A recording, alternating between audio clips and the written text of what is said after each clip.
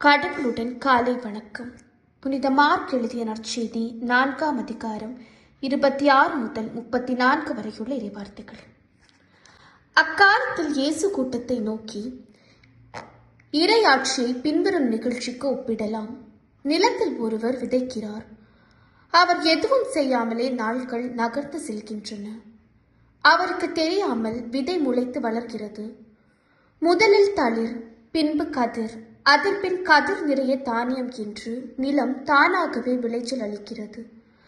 பயிர் விளைந்ததும் அவர் அரிவாளோடு புறப்படுகிறார். ஏனெனில் அறுவடை காலம் வந்துவிட்டது என்று கூறினார்.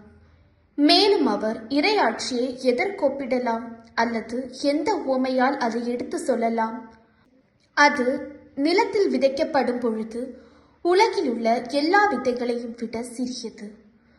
அது விதைக்கப்பட்ட பின் முளைத்தெழுந்து எல்லா செடிகளையும் விட பெரிதாகி வானத்து பறவைகள் அதன் நிழலில் தங்கக்கூடிய அளவுக்கு பெரும் கிளைகள் விடும் என்று கூறினார்.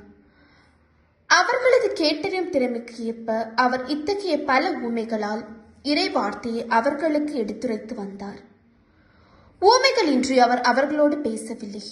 ஆனால் தனிமையாக இருந்தபோது தம் சீடருக்கு அனைத்தையும் விளக்கிச் சொன்னார். இது கிறிஸ்துவின் நற்செய்தி. இந்த நாள் இனிய நாளாக அமைய வாழ்த்துக்கள். चल सला सला सला चल चला चल चल चला चल பல பல பல புதுமைகள் பெருமைகள் இனிமைகள் இறங்கிய நல்ல நாள், ஒரு நல்ல நாள், நம் தேவன் தந்த நாள். இது நல்ல நாள், ஒரு நல்ல நாள், நம் தேவன் தந்த நாள். வானக